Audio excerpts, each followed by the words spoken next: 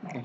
Nah, hari ini kita akan coba melanjutkan pembahasan untuk chapter 8. Ya, judulnya adalah, kalau sebelumnya ya kita sudah membahas tentang bagaimana proses dalam sistem informasi. Kemarin kita sudah membuat data flow diagram. Nah, sekarang kita akan coba membuat yang namanya adalah ya menstrukturisasi sistem data, ya. Menstrukturi data pada sistem, terutama requirement-nya. Dan ini nanti akan menggunakan nama diagramnya adalah Entity Relationship Diagram, ER, ya. Saya rasa ini sudah belajar ya di mata kuliah basis data. Sudah pada bisa ya. Ini mungkin pengulangan saja ya, pengulangan nanti di akhir semester mungkin nanti ada beberapa di setelah UTS ada beberapa bahasan yang lebih baru. Ini sifatnya penguatan. Karena ya pengelolaan sistem informasi pasti tidak terlepas dari DFD dan IRD-nya, ya. Alurnya seperti itu. Oke, nah sekarang mungkin tentang introduction ya. Jadi target dari pembelajaran chapter ini itu adalah ada beberapa terms ya, ada beberapa istilah dalam data modeling ya, memodelkan data. Kalau kemarin kita proses modeling, kalau sekarang data modeling, memodelkan data. Tipe entitas, atribut, relationship, cardinality, dan lain-lain. Kemudian bisa menggambar ER diagram ya, ERD, biasanya saya nyebutnya ERD, Entity Relationship Diagram. Kemudian menjelaskan kenapa konseptual data modeling ini penting ya dalam satu rangkaian perancangan sistem informasi. Kemudian nanti ada the pre-packaged database ya, database atau data model yang sudah ada package-nya ya, sudah ada paketnya. Nanti ada relationship yang unary, binary, and ternary. Kemudian ada business rules, kita bahas juga nanti. Kemudian data modeling, proses, dan logic. Ini kita bahas. Tentang konseptual data modeling, ini adalah sebuah model ya, yang detail, yang menggambarkan secara umum struktur data yang ada dalam organisasi. Ya, misalnya kalau kalian merancang sistem informasi himpunan, nah di sini dipetakan data apa saja yang kira-kira ada di himpunan. Apa aja kira-kira? Mungkin ada ide? Nama pasti ya, mahasiswa. Entitasnya adalah mahasiswa. Mahasiswanya nanti datanya apa saja? Ada alumni dan lain-lain. Oke. Ini konseptual data modeling. Kemudian dalam siklus seperti kita sudah pelajari dari mulai planning, analysis, design, implementation, maintenance, ini pada tahap analisis ya. Kalau planning kemarin kita sudah bahas tentang bagaimana pengelolaan proyeknya, bagaimana membuat buku proyeknya, bagaimana mengaitkan strategi organisasi dengan perancangan sistem informasi kita. Nah, sekarang analisis. Belum sampai desain, masih analisisnya. Ya, analisis datanya tadi. Apa saja prosesnya dalam data modeling ini? Ya, nanti biasanya saya ada satu tugas yang satu kelas membuat sistem informasi ya, satu organisasi. Mungkin sistem informasi himpunan misalnya begitu. Nah, nanti jadi supaya bisa kebayang nih, berarti apa nih proses yang harus kalian lakukan ketika membuat sistem informasi himpunan? Setelah tadi melalui proses planning, nah sekarang analisis. Nah, analisisnya salah satunya menyusun model data modelnya atau model datanya ya. Kemudian ya proses bagaimana dari sistem yang ada sekarang, bagaimana data modelnya. Kemudian bikin yang baru, ya, membuat yang baru dengan mempertimbangkan requirement atau permintaan dari stakeholder. Misalnya ketua himpunan baru, saya inginnya begini, saya ingin begitu. Nah, data model yang baru seperti apa? Kemudian pada design stage, ya, membuat ini bisa ditranslasikan menuju physical design, ya. Physical design-nya seperti apa? Nah, ini nanti dan ini tersimpan dalam yang namanya project repository. Oke. Dalam satu proses siklus SDLC. Jadi ada mungkin satu Google Drive-nya yang mengkolek semuanya, semua data mulai dari data flow diagram, DFD sampai ERD yang ini struktur organisasi di sana satu repository, satu Google Drive mungkin gitu ya.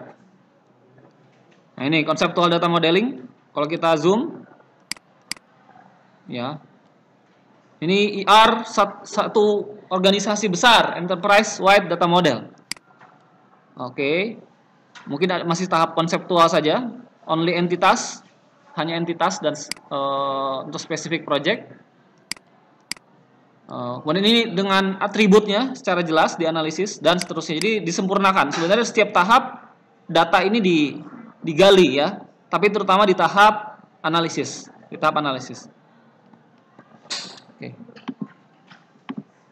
Oke, sebelumnya apa nih deliverables dan outcome-nya dari sebuah proses ini?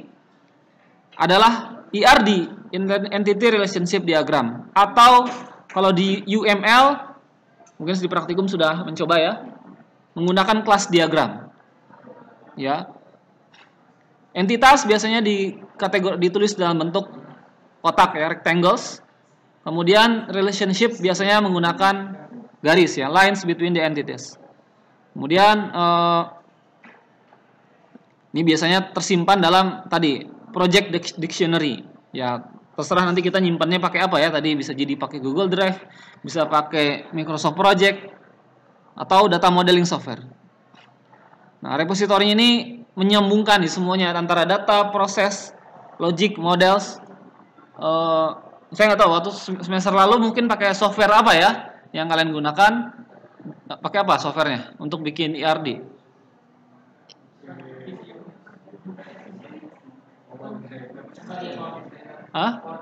Power Designer ya untuk ERD-nya ya. Nah, itu biasanya kan terdeteksi kalau misalnya ada data yang tidak konsisten, dia bisa mendeteksi. Ada juga software Visual Paradigm dan lain-lain. Oke.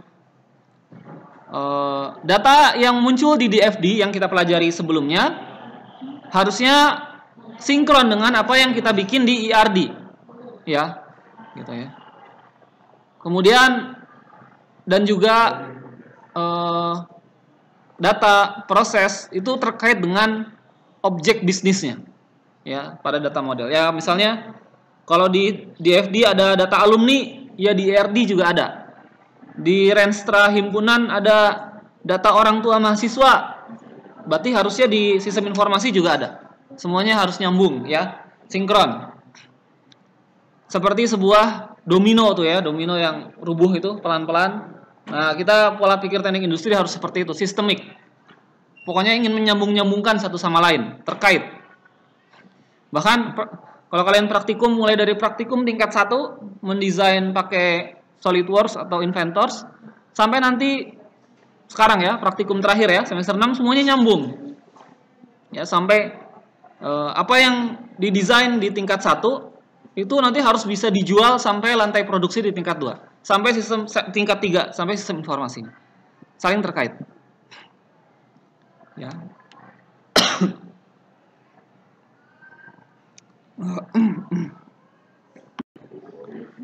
Oke, kita lanjutkan. Kurang lebih inilah yang nanti akan coba kita buat, dan sebenarnya mungkin sudah kalian pelajari di mata kuliah yang lain. Ya, membuat entity relationship diagram. Nanti kita jelaskan satu persatu. Ada ini entitasnya ya. Kemudian ini adalah relationship-nya. Ada cardinality-nya seperti apa? Nanti akan kita coba lihat. Ini ya. Ada yang mandatory, ada yang optional, ada yang one to one, ada one to many. Masih ingat mungkin? Masih ingat ya? Oke, ada dua perspektif dalam melakukan pemodelan data. Ada top down, ada bottom up. Selalu seperti itu ya, dalam merancang sesuatu bisa top down, bisa bottom up. Kalau top down dari memahami bisnisnya dulu, strateginya, organisasinya. Kalau bottom up biasanya dari prosedur-prosedur, dari laporan-laporan yang ada di lapangan, mungkin dari sedikit wawancara. Nah, kita biasanya memang teknik industri harus jago di top down-nya. Karena kita fungsinya mengintegrasi. Sebagaimana praktikum yang kalian lakukan, mengintegrasi mulai dari proses manufaktur ya sampai tata letak pabrik sampai sistem informasinya. Jadi top down-nya harus kuat. Nah, dilengkapi dengan kemampuan bottom up. Kemudian apa saja nih yang kita ambil dalam dalam mendapatkan informasi, mendapatkan saran untuk sistem informasi kita, khususnya adalah model data kita.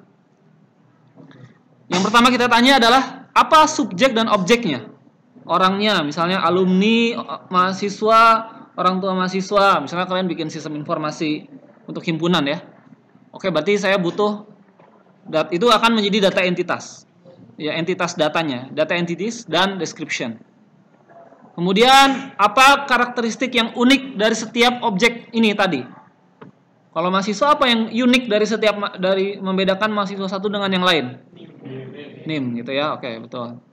Nama mungkin masih mirip-mirip ya. Jurusan juga banyak yang sama, tapi NIM harusnya beda-beda. Kemudian pertanyaan berikutnya, kalau kita ingin mencari data, apa karakteristik untuk setiap objek tersebut? Mahasiswa itu apa aja sih datanya? Nah, itu akan menjadi atribut atau menjadi secondary keys ya. Oke, atribut mahasiswa apa saja berarti? Kelas, mungkin jenis kelamin, mungkin kuliahnya jurusan apa gitu ya, betul tadi. Oke, bagaimana cara kita menggunakan data tersebut? Mungkin ini menggunakan security control dan user access privilege. Oke, contohnya mungkin nomor telepon mahasiswa itu tidak boleh disebar luas, hanya ada boleh di sistem informasi himpunan. Kemudian, what period of time are you interested in the data? Oke. Time dimensionnya ya, ada dimensi waktunya. Atau nanti kita bahas tentang cardinality secara lebih rinci. Kemudian, apakah setiap objek itu memiliki kemiripan, kesamaan? Nanti ada supertypes, ada subtypes, ada agregasi. Misalnya, apa kesamaan mahasiswa, dosen, orang tua mahasiswa dengan alumni? Sama-sama manusia. Nah, itu adalah mungkin supertypes-nya. Oke, subtypes-nya mahasiswa apa? Ada mahasiswa tingkat 1, mahasiswa tingkat 2, dan seterusnya. Kemudian, apa event yang muncul, dan itu ada terasosiasi kuat dengan objek. Ada entitas yang satu dengan entitas yang lain, objek yang satu dengan objek yang lain, ada relationship dan cardinalities. Ya, nanti kita bahas secara detail. Kemudian, kita tanya juga, mungkin ada hints, ada keterangan-keterangan khusus tertentu untuk setiap objek dan interaksinya. Nanti ada integrity rules, ada cardinalities, ada time dimension. Nah, oke, ini adalah pertanyaan-pertanyaan yang kita coba gali ketika kita membuat data model, ya.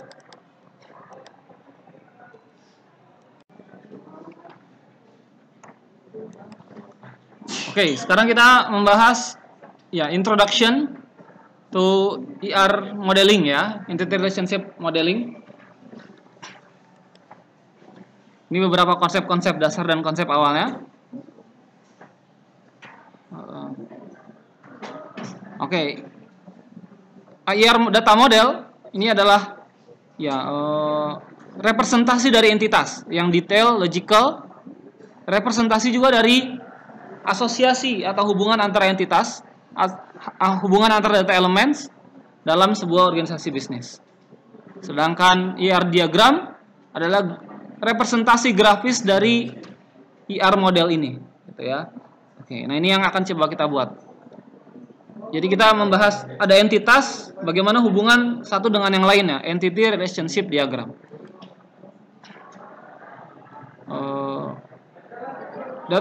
ER model ini mengekspresikan apa? Dia menampilkan entitas data dalam bisnis yang kita coba modelkan atau organisasi yang kita modelkan, relationship-nya, hubungannya, keterkaitannya bagaimana, kemudian atribut dan properties dari setiap entitas tersebut. Oke. Jadi misalnya entitasnya mahasiswa, alumni, dan orang tua mahasiswa. Bagaimana relationship-nya? apa saja atributnya. Nah, itu akan terlihat dalam ER model. Kemudian secara definisi, entitas adalah a person, place, object, event, konsep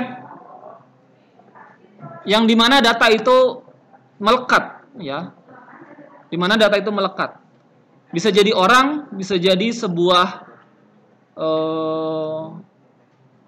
benda gitu ya.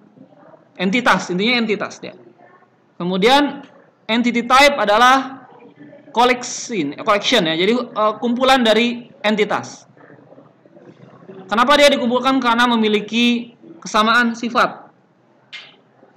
Contohnya tadi entitas mahasiswa dengan entitas alumni dengan entitas dosen mungkin bisa dikelompokkan gitu ya. Oke. Nah, ini beberapa yang sudah mungkin sempat kita pelajari.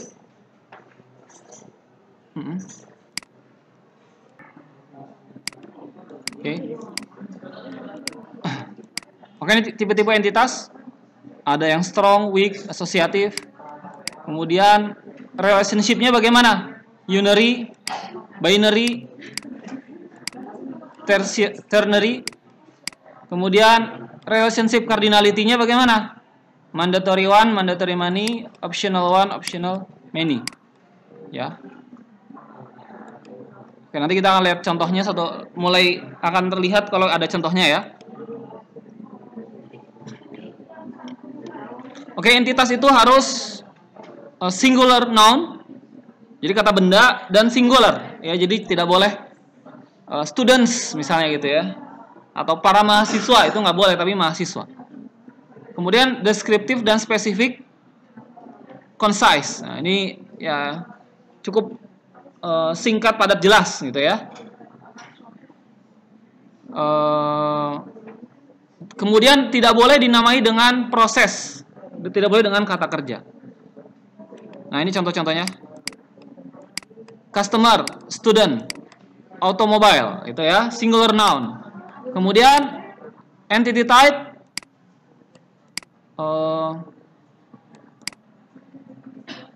purchase order, customer order, gitu. Nah, ini perlu rinci, nggak bisa dua-duanya kita udahlah biar gampang order aja, kan beda istilahnya. Purchase order dengan customer order berbeda. Kemudian yang ketiga ini concise ini ya. Jadi namanya jangan panjang, student registration for the class. Registration aja cukup. Jadi jangan kepanjangan. Kemudian dinamakan yang terakhir adalah result of the event. Misalnya ya tadi aktivitas project manager melakukan pendelegasian tugas. Maka itu sudah namanya assignment. Mahasiswa mendaftar mata kuliah, registration gitu ya. Jadi pendaftaran. Bukan mendaftar tapi pendaftaran. Gitu. Atau daftar atau seperti itu ya. Jadi result of the event. Kemudian punya karakteristik yang unik ya, setiap entitas tersebut. Dan jelas nih apa yang termasuk dalam dia dan apa yang tidak termasuk dalam dia. Contohnya employee. Berarti kalau karyawan di sini, misalnya karyawan tell you, ya berarti di sini tidak ada mahasiswa di sini. Atau student, berarti tidak ada karyawan dalam entitas student. Jadi cukup jelas apa yang iya dan apa yang tidak.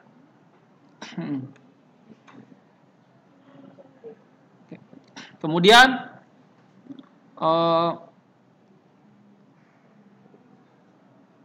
ya ini perlu juga jelas nih kapan ya suatu entitas bisa jadi dia dibuat, bisa juga dia nanti suatu saat dihapus. Nah, ini yang B ini adalah questionable entity types, treasurer, account, expense. Kalau yang atas ini cukup jelas. Ya. Oke. Account mungkin harusnya lebih rinci lagi. Account apa ya? Payable account. Ya. Accountnya perlu lebih rinci lagi. Kemudian Oke, ini ada beberapa contohnya, kita coba lihat. Tadi ya, perlu tahu apa karakteristik uniknya itu. Oke, ini ada beberapa rambu yang nanti kita bahas lebih detail nanti tentang bagaimana cara kita menggambarkan entitas. Oke, atribut ini apa? Properti atau properties atau karakteristik dari sebuah entitas. Misalnya vehicle ID. Misalnya mahasiswa ke kampus bawa motor, apa nih plat nomornya, gitu ya. Dan ini ditulis dalam kotak entity diagramnya itu. Kemudian atribut ini harus tadi kata kerja juga, kata benda, mohon maaf, dan unik. Artinya tidak boleh satu atribut memiliki dua makna yang berbeda untuk entitas yang berbeda. Dia unik. Maka penulisannya sebisa mungkin mengikuti standar format. Nah, kalau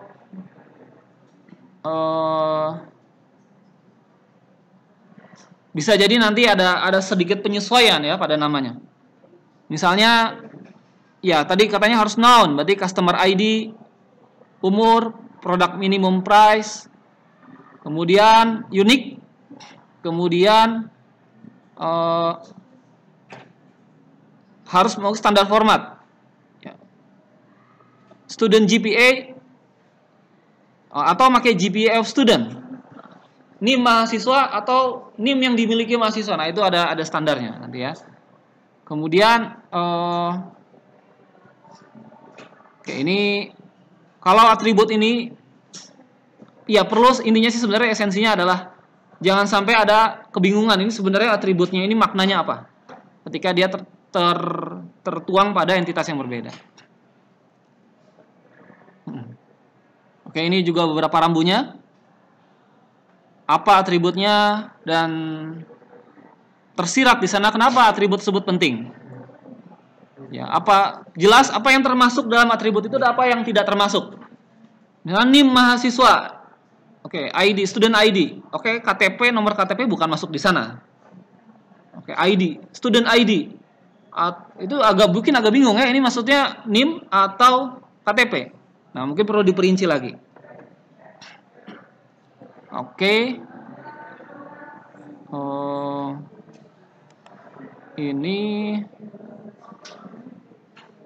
Ini beberapa detailnya ya.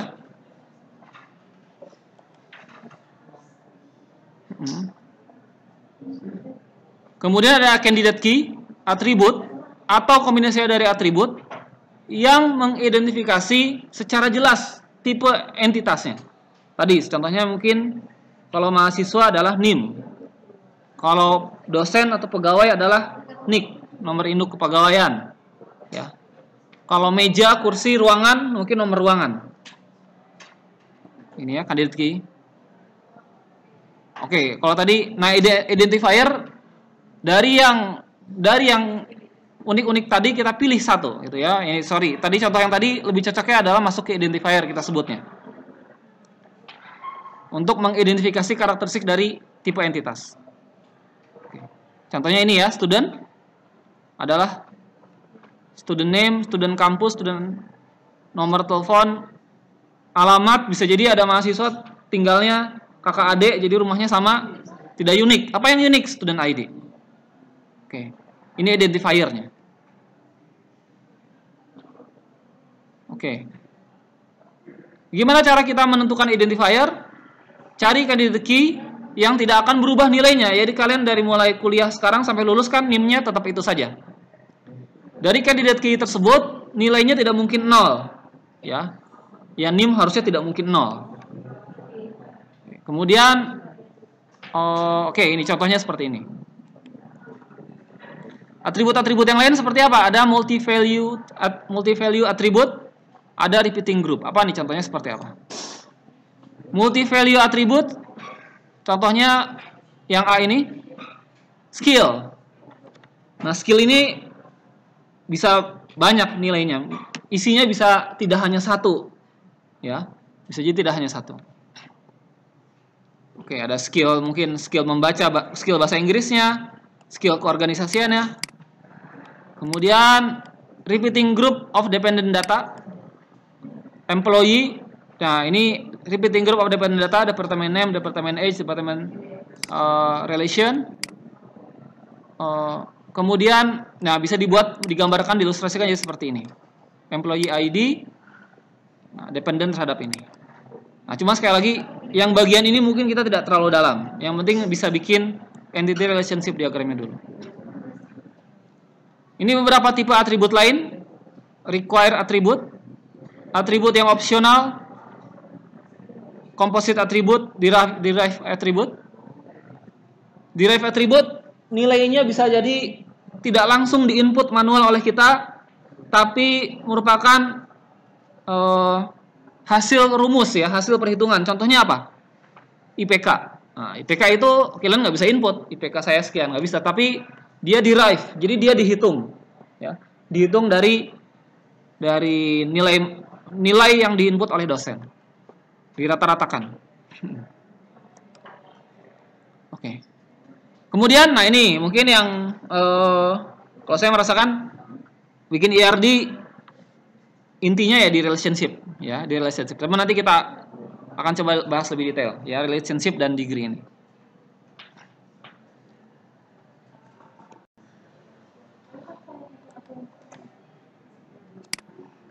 Oke.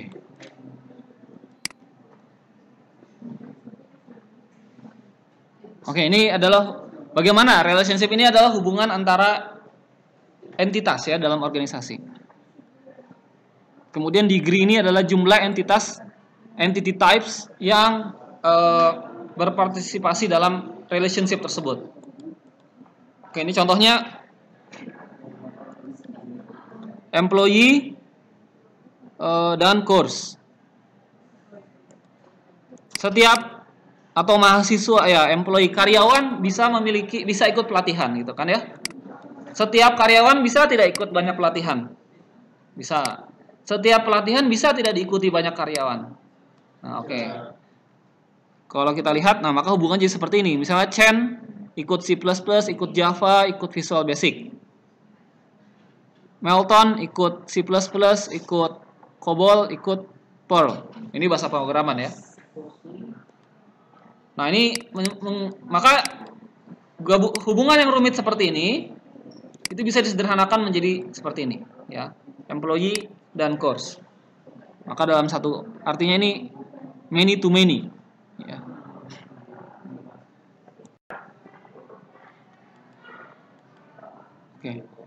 Oke, sekarang kita akan membahas conceptual data modeling. Kalau tadi masih introduction, nah sekarang OER modelnya seperti apa? Yang pertama adalah tentang relationship. Nah, tadi relationship ada unary, binary, ternary. Oke. Ya, gampang ya, sederhana ya. Unary seperti ini. One to one.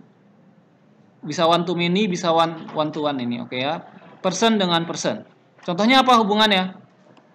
Kita tuliskan di sini. Person bisa menikahi person. Employee bisa mengelola, manage banyak employee. Tim bisa stand after, ya, bisa di bawah tim yang lain, ya, bisa berkoneksi dengan tim yang lain. Kemudian kalau tadi unary, dia dengan dirinya. Sekarang binary, employee dengan parking space. Setiap karyawan punya satu parking space, misalnya gitu ya. Bisa one to one, ya, satu ke satu. Bisa one to many, setiap produk line bisa diisi oleh banyak produk. Bisa many to many, setiap mahasiswa bisa ikut banyak mata kuliah. Bisa ikut, nah lihatnya di sini ya. Dan setiap mata kuliah bisa diambil oleh banyak mahasiswa. Oke, many to many. Ini binary relationship. Ternary relationship jadi dengan beberapa pihak. Oke. Ini ya, ini many to many relationship. Oke, kemudian ini kalau ini tentang strukturnya ya. Bill of material structure instance. Oke. Kemudian ada istilah namanya cardinality, ya. The number of, ya, banyak jumlahnya dari entitas B harus atau bisa diasosiasikan dengan entitas A. Ada minimum cardinality. Jadi jumlah hubungannya seperti apa? Minimumnya berapa? Ada maksimum cardinality. Jumlah maksimumnya berapa? Misalnya kalau mahasiswa maksimum ngambil berapa mata kuliah? Ya mungkin, nah maksimum cardinality-nya 50 mata kuliah. Minimumnya berapa? Minimumnya 1 ya. Atau dalam satu semester misalnya minimumnya mahasiswa ya ambil 1 mata kuliah. Nggak boleh nggak ngambil misalnya. Maksimumnya mungkin bisa 5 atau 6 mata kuliah. Oke, jadi ada yang mandatory, ada yang optional. Nah, satu movie bisa tadi ya di apa istilahnya? Bisa diisi dengan beberapa DVD. Tapi satu DVD isinya ya cuma satu movie. Kan cuma satu di sininya kan ya. Jadi lihatnya caranya nyebrang. Movie apa hubungan dengan DVD? Oh, bisa banyak DVD. DVD apa hubungan dengan movie? Oh, hanya satu. Gitu ya. Kemudian nah ini basic relationship. Kalau pakai cardinality, nah ada garisnya seperti ini ya. Garis pertama ini artinya relationship-nya saja, jumlahnya ya. Misalnya one, jadi cara baca one to many. Tapi kalau yang di tengah-tengah ini adalah cardinality-nya. Ya, cardinality-nya. Oke. Setiap movie bisa masuk ke dalam DVD, bisa 0 angkanya. Tapi kalau setiap DVD harus wajib isinya dalam salah satu, minimal satu, ya ada satu movie. Oke. Oke, ini contoh yang lebih mudah. Contoh ini mandatory cardinalities. Mandatory, lihat tengah-tengahnya nih ya. Artinya apa nih? Ini mandatory nih ya kan ya, karena ada satu di tengah. Artinya apa nih? Setiap pasien harus memiliki patient history, tapi bisa banyak. Tapi setiap patient history harus dimiliki oleh satu pasien. Harus satu. Kalau di sini harus satu, harus minimal satu. Bisa satu, bisa banyak. Logis tidak? Ada yang masih bingung? Ya. Ya, setiap pasien datang ke rumah sakit ya pasti punya patient history-nya. Apakah punya satu? Ya enggak. Hari Senin saya datang, hari Selasa saya datang. Jadi historinya bisa banyak. Tapi setiap patient history, setiap catatan kedatangan pasien, apakah catatan Budi misalnya, yang datang adalah Budi Ani, nggak gitu ya? Pasti ya isinya cuman satu. Kalau yang ini gimana cara bacanya? Kira-kira ada yang punya ide? Cara bacanya setiap karyawan, jadi kalau ini setiap karyawan boleh setiap karyawan terassign pada project. Harus nggak? Lihat di sini. Oh, lingkaran bentuknya. Ya. Oh, berarti boleh iya, boleh tidak. Itu kan ya? Setiap project terassign kepada employee. Nah, oke, setiap project ini boleh banyak employee atau harus satu employee?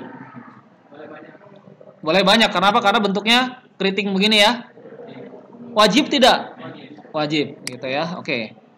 Jadi gitu ya cara bacanya. Pertama saya ulangin ya. Setiap employee terhubung dengan project. Bisa banyak project, bisa sedikit project. Bisa banyak. Karena ini bentuknya kan ya. Wajib tidak? Tidak wajib karena bentuknya lingkaran. Optional. Setiap project terhubung dengan employee. Bisa satu employee, bisa banyak employee setiap project. Bisa banyak. Kenapa? Bentuknya keriting seperti ini. Wajib tidak? Wajib. Kenapa? Tandanya satu. Ya, garis ya. Seperti ini. Oke, jadi cara bacanya ada 3 pertanyaan ya. Kalau baca hubungan. Setiap pasien memiliki pasien history. Bisa banyak, bisa sedikit. Bisa banyak karena di sini ya banyak. Satu pasien bisa punya banyak pasien history. Wajib punya nggak? Wajib karena ada garis. Oke. Jadi baca yang luarnya baru baca yang dalamnya. Setiap pasien history, setiap catatan kedatangan pasien pasti dimiliki pasien. Bisa banyak atau harus satu? Harus satu. Karena lihat angka yang luarnya begini kan? Kan dari sudut pandang pasien history gini nih. Angka yang ujungnya begini. Angka yang dalamnya bagaimana? Artinya wajib atau boleh nggak punya? Wajib punya. Berarti setiap pasien history, kalau kita bikin kalimat bagaimana? Setiap pasien history wajib dimiliki oleh satu pasien. Setiap pasien wajib memiliki satu atau lebih pasien history. Oke. Ini tujuannya supaya bikin simpel ya. Kalau agak ribet berarti nanti lama-lama terbiasa. Ya. Nah, kalau ini bagaimana pernikahan? Hubungannya bagaimana nih? Setiap orang bisa menikah dengan orang, itu ya. Wajib nggak menikahnya? Tidak wajib. Kenapa? Karena lingkaran, bulat. Apakah boleh lebih dari satu nggak? Nggak boleh, cuman ada satu. Nah ini, ya ini aturan di perusahaannya dia, gitu ya. Sama juga seperti itu. Oke. Nah, harapannya ini mulai cukup jelas nih ya. Kalian bisa membuat ERD. Relationship pakai kata kerja. Verb has recorded, is assigned, is married to. Kata kerja, ya. Kemudian apa action yang diambil atau mungkin diambil, dan itu perlu ada tersirat bahwa itu memang penting. Oke. Oke, ini kemudian ini relationship. Nah, relationship ini kalau misalnya di sistem informasi bisa kita klik kanan terus baca propertiesnya. Nah, ini harus bisa menjelaskan ini nih, beberapa hal ini. Ya. Alasannya, restrictionnya, historinya. Cuman nanti ini belakangan lah kita perdalam ya. Ya. Kemudian ada namanya associative entitas, ya, entitas yang associative entity. Oke, nanti kita akan coba lihat contohnya ya.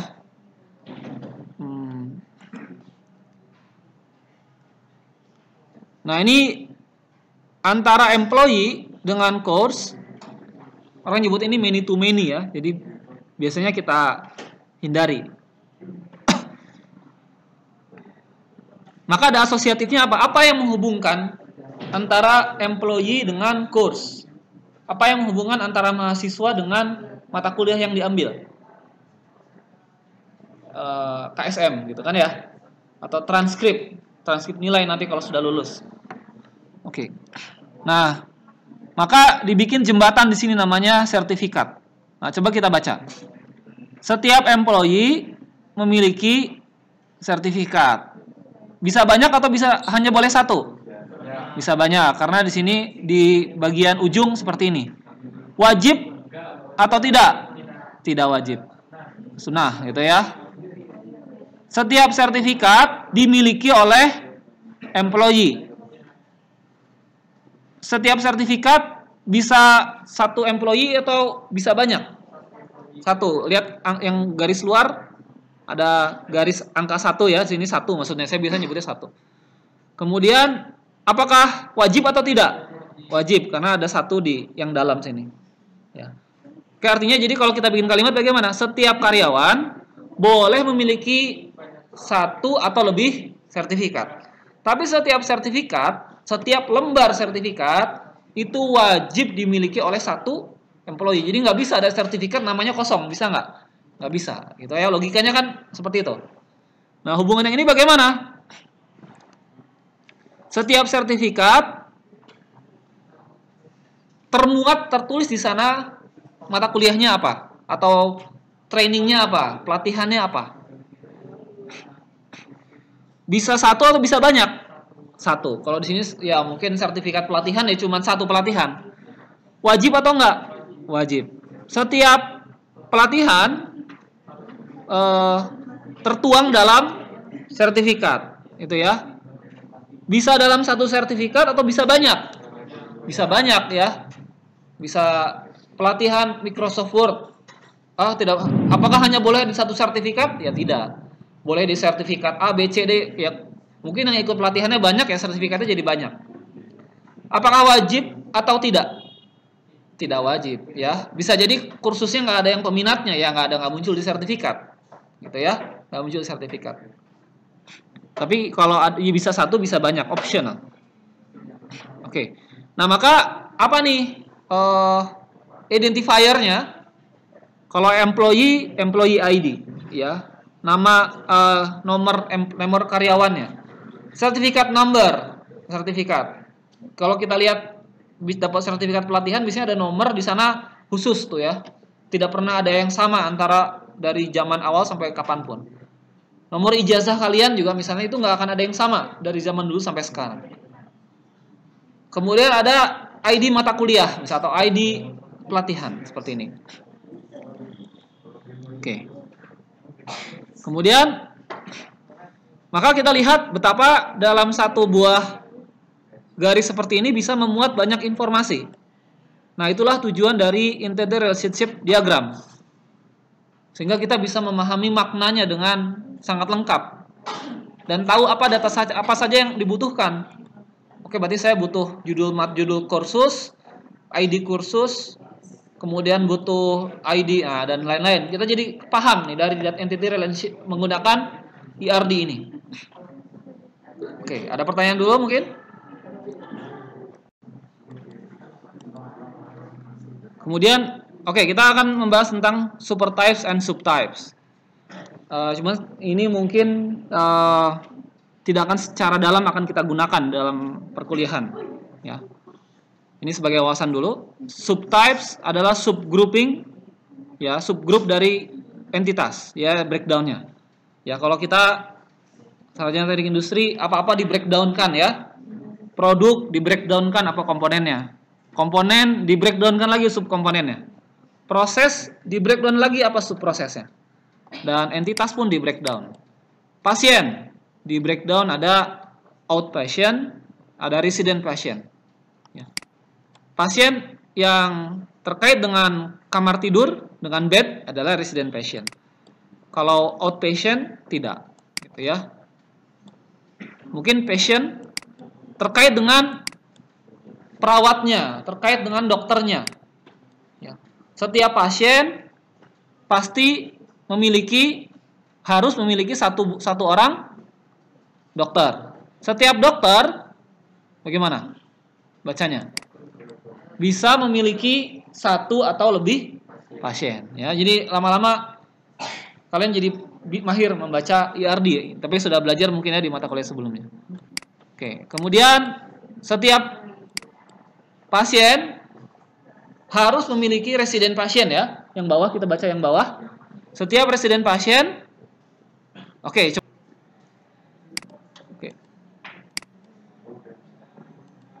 Oke, itu ya. Nah, supertypes ini yang lebih generik, yang lebih umum dari entity types. Ini entity types patient, entity types outpatient, resident patient. Apa supertypes-nya? Pasien.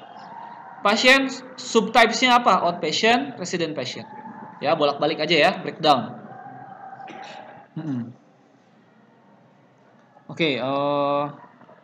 Ini business rules-nya.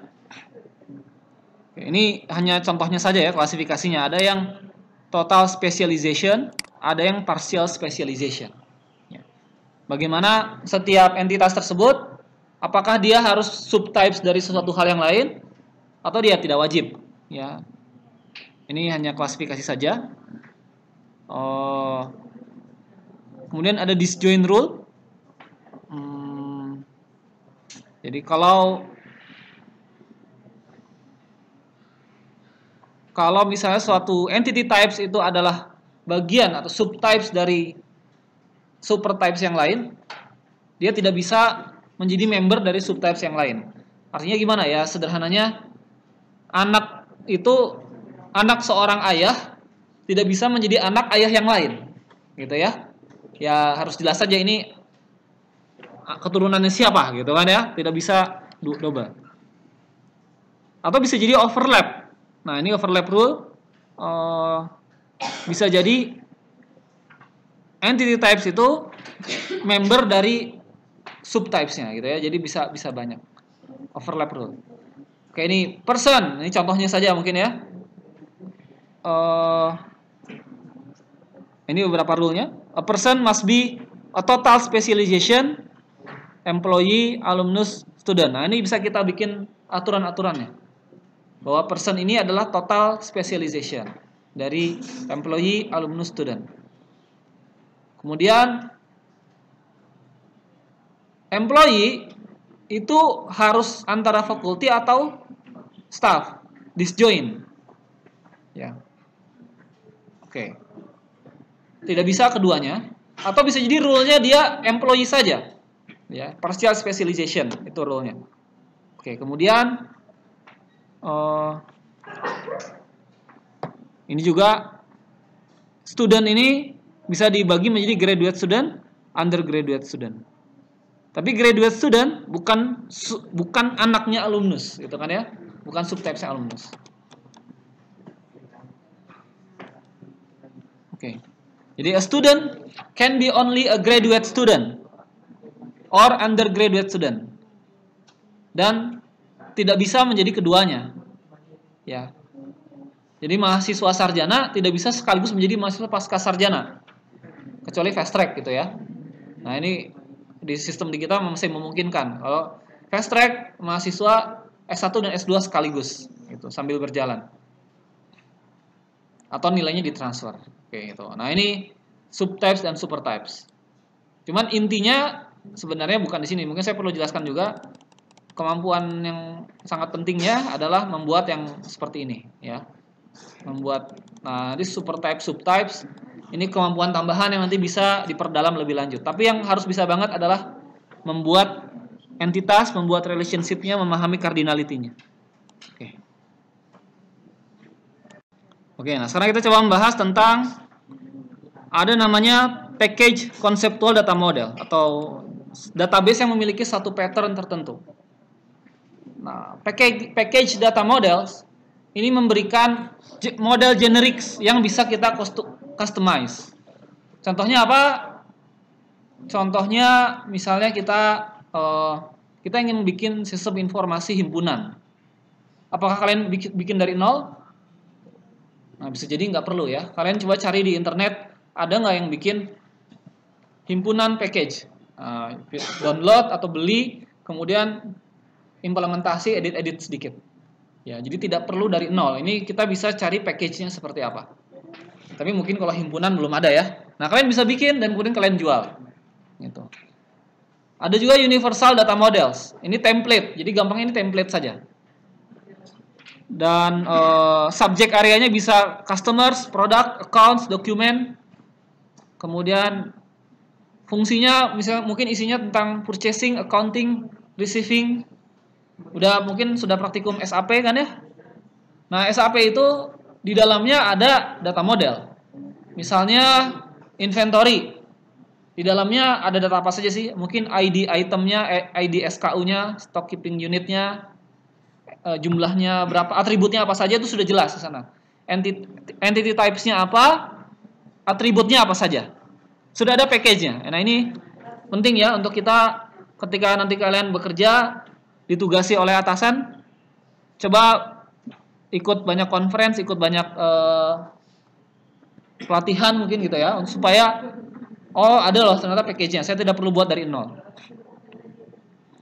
Ada data models, package yang sangat spesifik untuk industri tertentu, untuk organisasi tertentu, tipe organisasi tertentu.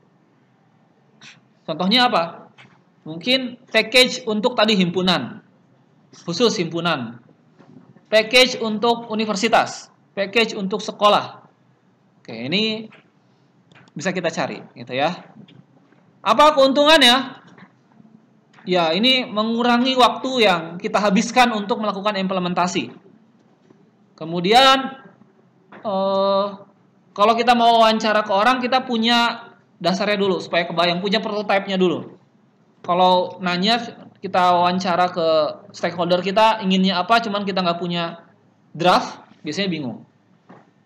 Kemudian, ini biasanya membuat best practice. Artinya, kalau sudah jadi data model, sudah dijual bebas seperti itu, misalnya SAP gitu kan ya, bisa jadi itu memang best practice. Jadi kalau SAP itu kontribusi oleh banyak orang. Jadi kalau kalian sebagai pengguna SAP bisa bikin coding sendiri, kemudian submit ke SAP untuk request untuk perbaikan. Nanti oleh SAP itu bisa dijual ke orang lain, bisa dijadikan package. Itu bisa jadi adalah best practice. Ya. Misalnya bahwa ternyata inventory itu harus ada atribut ini loh. Oh, inventory itu harus ada atribut tanggal kadaluarsa. Oh, inventory itu harus ada atribut koordinat lokasi barang di gudang, misalnya gitu ya. Oke. Ini adalah tentang package data model.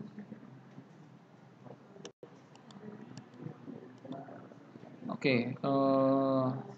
Kalau tertarik dengan latihannya, nanti ada bagaimana membuat konseptual data modeling untuk toko furniture, ya, web store-nya, website penjualan furniture. Ya. Oke, nanti bisa kita bahas lebih rinci.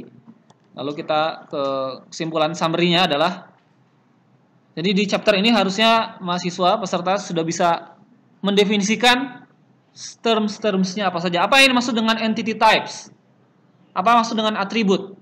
Multi-valued attribute, relationship, degree, cardinality, business rules, trigger, supertypes, subtypes, tadi sudah kita bahas ya, diskusikan.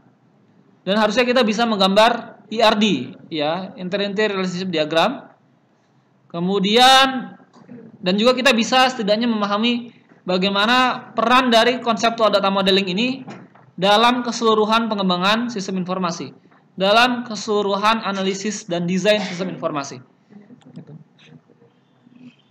Kemudian harapannya punya wawasan juga tentang pre-packaged database model, SAP, mungkin Odoo, ya, Odoo ya ada ya itu ya, package-nya, ada yang open source, ada yang berbayar. Kemudian bisa membedakan antara unary, binary, ternary relationship. Kemudian ada 4 basic types business rules. Kemudian bisa menghubungkan nih antara data modeling terhadap proses, terhadap logic. Jadi hubungan antara ERD dengan DFD. Oke. Nah, dalam ini tujuannya adalah tadi pengembangan sistem informasi. Oke.